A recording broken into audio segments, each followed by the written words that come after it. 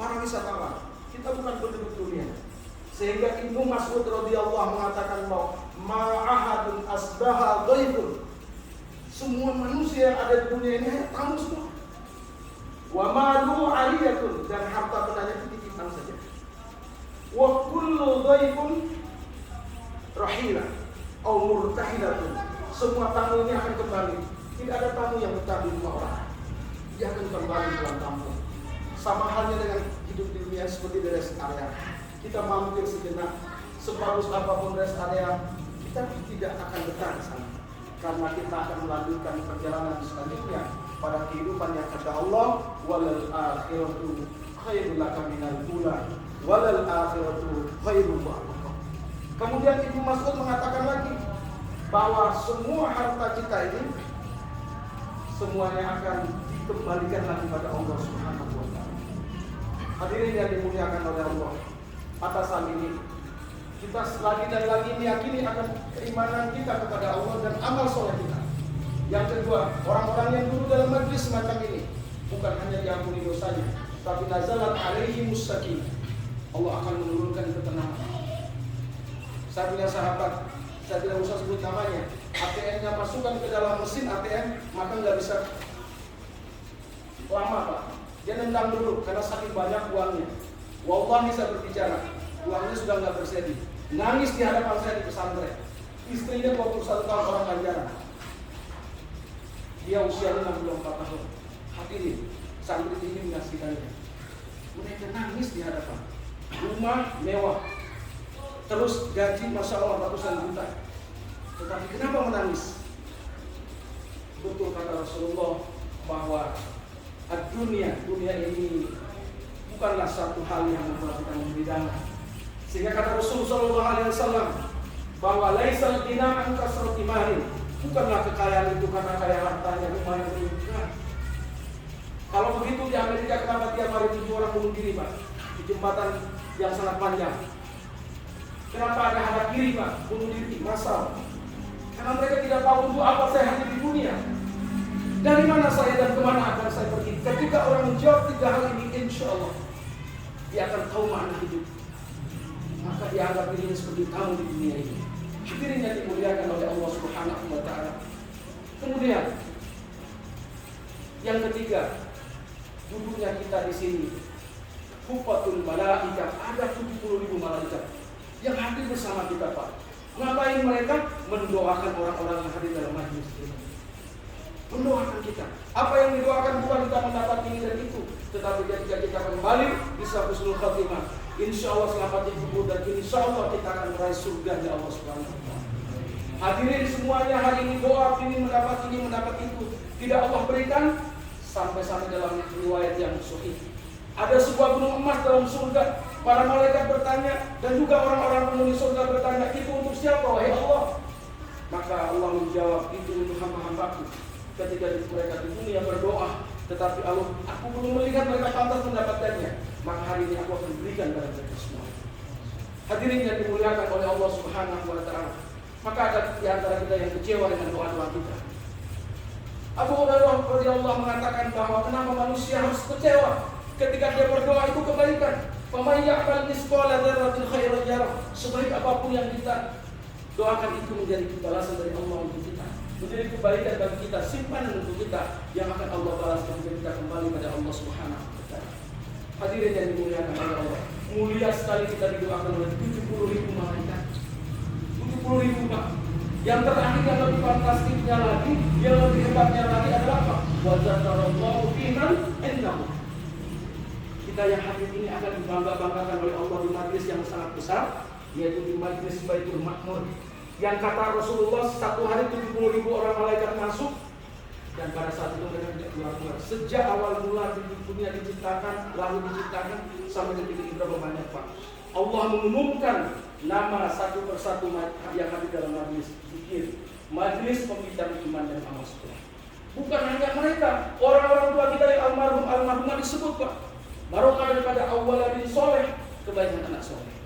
Ini 4 keistimewaan didapati oleh orang-orang yang duduk dalam majlis ilmu yang di dalamnya tidak ada yang dibicarakan kecuali iman dan amal soleh dan kampung akhirat.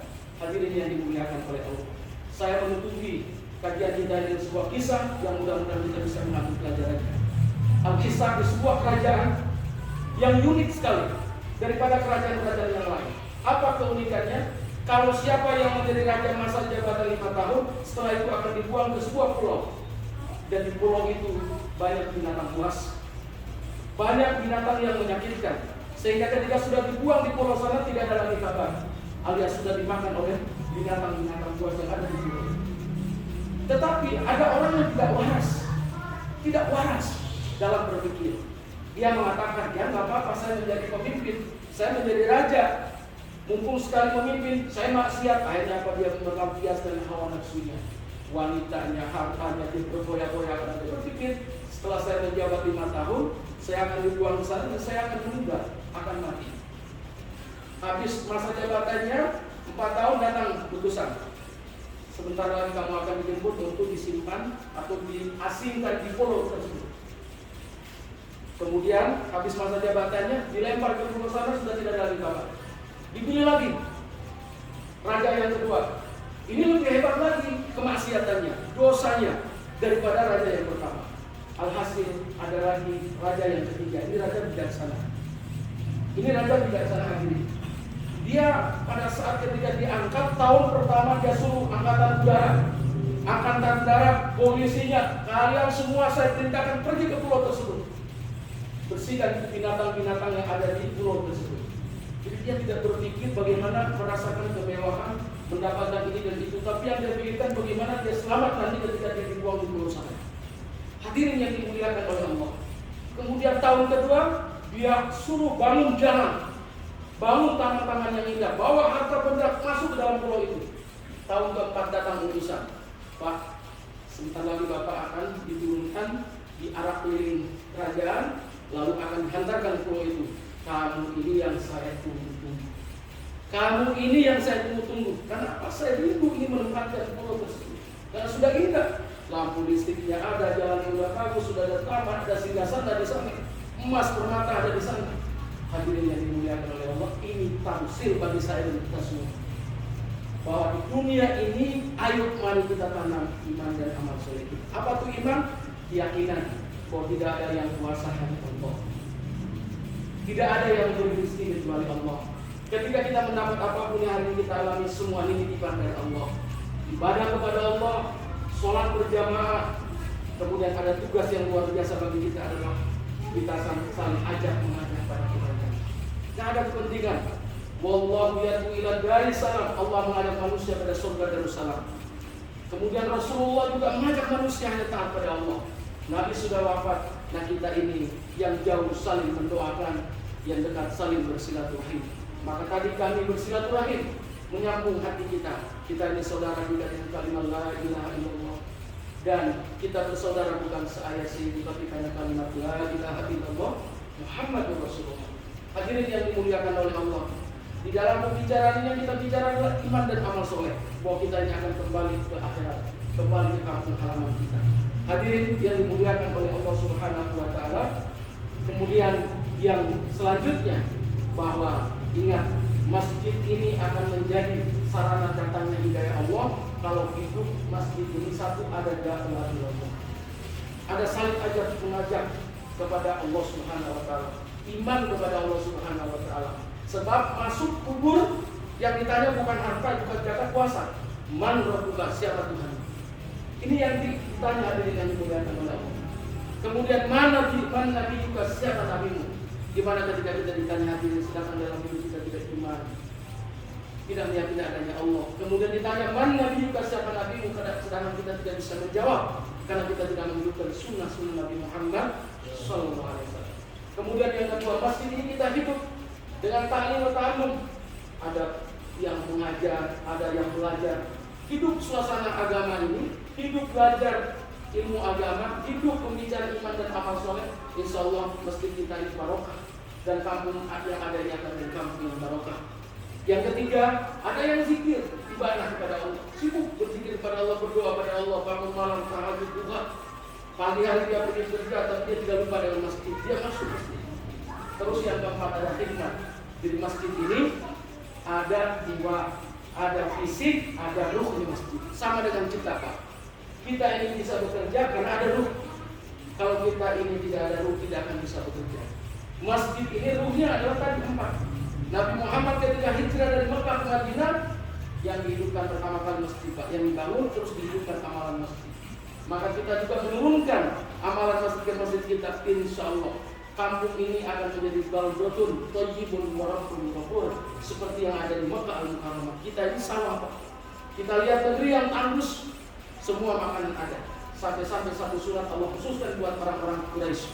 Ila fi Quraisy, ila bihim rihlata syita'i was-sayf. Falyaqudu rabb hadzal bait alladzi at'amahum min ju'. Bayangin, Pak. Kamu ibadah kepada Allah, kamu iman dan amal soleh, aku yang akan beri makan. Coba Pak, kita yang berhaji, makanan apa yang tidak ada di Arab, padahal bukan tempatnya, saking barokahnya. Sampai-sampai Nabi Ibrahim berdoa, Rabbi jal hadza baladan aminan. Ya Allah, jadikan negeri Mekah ini negeri yang aman, negeri yang penuh dengan barokah. Karena tadi Masjid Nabawi hidup amalannya. Ada dakwah Allah, ada ta'lim wa ta'alum. Maka kirim, tidak ada jamaah-jamaah yang datang, kita gabung, Pak. Kita sama-sama bagi pikir. Karena sunat terbesar Rasulullah adalah memikir orang akan masuk surga, bukan pun menjadi golongan ini golongan itu. Hadirin yang dimuliakan oleh Allah, mungkin ini yang dapat kami sampaikan menjadi nasihat bagi kami dan untuk kita semua. Insyaallah kami di sini selama 3 hari. Mudah-mudahan Bapak hadirin bersama-sama kita bermuzakarah, berdiskusi tentang perkara iman dan amal soleh. Mudah-mudahan masjid kita ini ramai seperti Masjid Nabawi sehingga melahirkan keturunan kita yang soleh-solehan. Orang-orang yang mampir di sini semua dapat hidayah. Amin ya rabbal alamin. Subhanallah wa bihamdi, subhanallahumma rabbana wa bihamdi, asyhadu an la ilaha illa anta astaghfiruka wa atubu ilaik. Assalamualaikum warahmatullahi wabarakatuh.